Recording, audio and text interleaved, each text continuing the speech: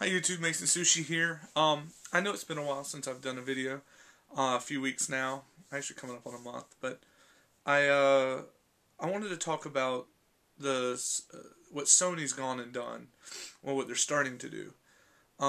Recently, their system's been hacked, called Jailbreaking. Now, I'm not going to get into all the technical stuff. You can look that up, look up Jailbreaking PS3, and you'll find more things on YouTube and the internet on how to do it, what's involved and everything.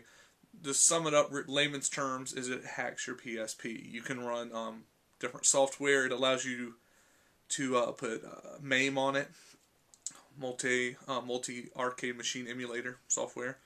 Allows you to put ROMs and a whole bunch of stuff. It just opens up the platform. Allows you to put Linux on, which they first gave you and then took it away from you. And all that's done by a key in the root of the system.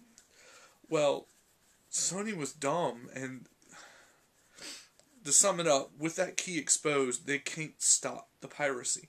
So what it comes down to is now they're trying to fix it by requiring certain software updates. So it's like 3.56 or whatever the new one is. I have turned mine off because it just kind of pissed me off. But the new game's coming out. I think Fallout New Vegas requires like 3.55 or something like that. And so they're requiring you to update your system to help stop the piracy. But all they have to do is, because the key and the code is found at the root of the system, they just hack it again. It takes a week or two, and then there you go. They've hacked it yet a second time. Sony's apparent fix to this, or what they're saying they might do, is create almost like a PC style solution to it. And what I mean by that is, each copy will have a key, and you'll be able to put that game on a system, almost binding it to a system. Now, the Blu-ray standard, when it first was introduced in the early 2000s, like 2000, 2001, when they first started talking about it, maybe 2002, right in there, one of the key features of it was the ability to bind discs to players. So, for instance, if you got Lord of the Rings or whatever it is, you could bind Lord of the Rings to your player when you bought it. So if your player died, your whole movie library is gone. You couldn't take your movie and loan it to a friend or rent one at Blockbuster. It was yours.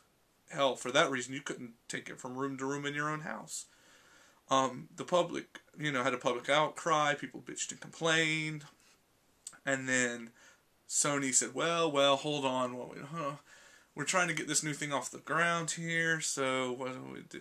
We won't use it now. We'll come at that and look at that as a future option.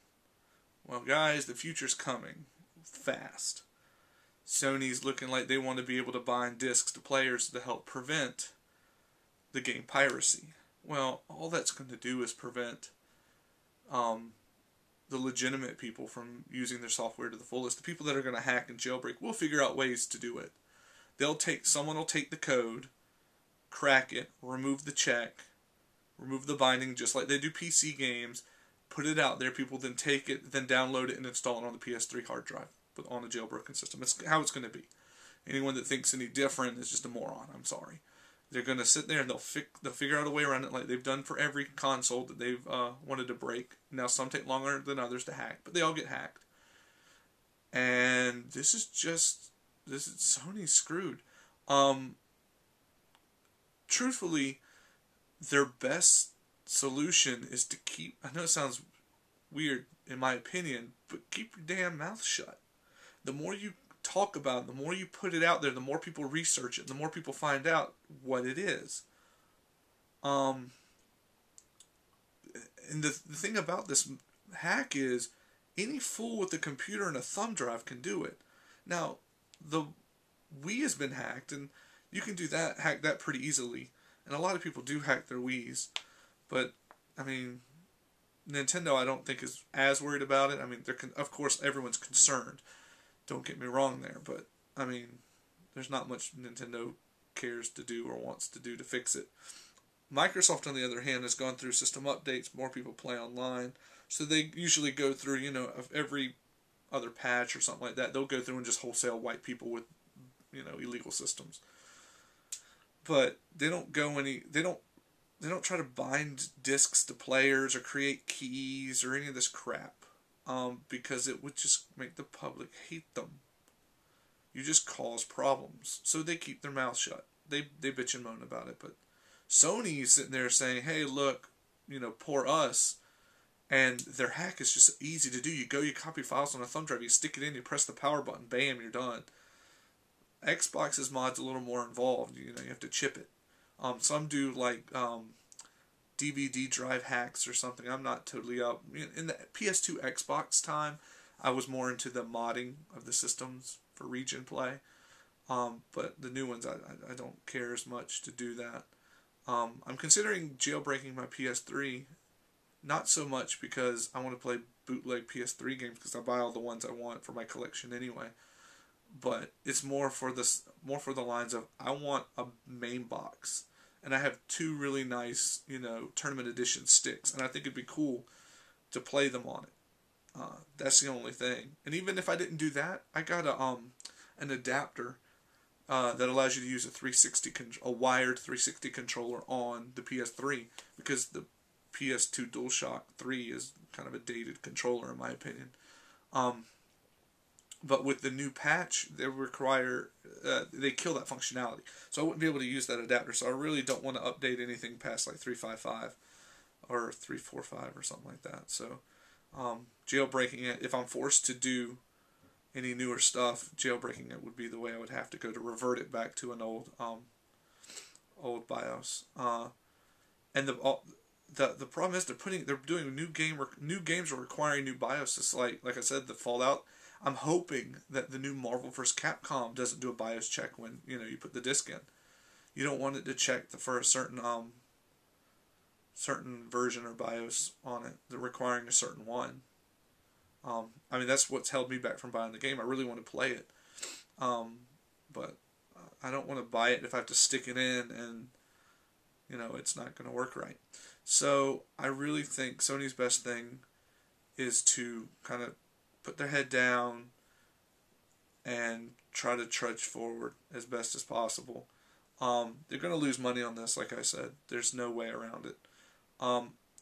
The other thing I would suggest is really start pushing on their next system.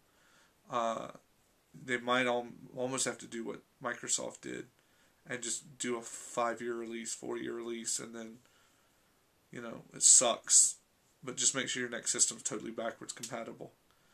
And do that, and just kind of eat crow, because I just think they're going to lose. I mean, they just recently broke even on the systems, so well, at least they're not losing money, I should say, on the systems.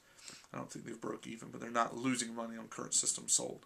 So I think Sony's hurting, and which sucks, because I think the PS3 is a fantastic system. I love it. I'm actually going through Lego Batman right now with one of my friends.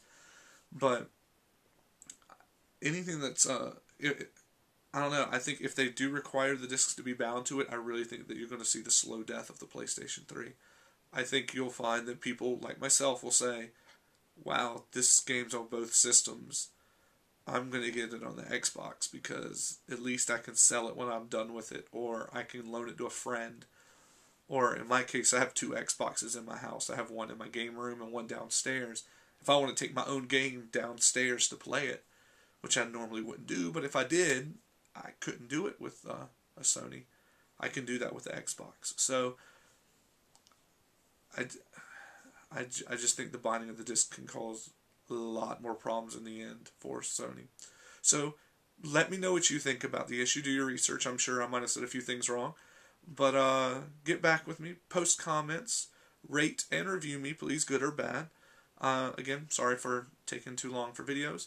And give me some video ideas. One of the reasons it's taken me a while is I'm kind of in drought, don't know what to talk about.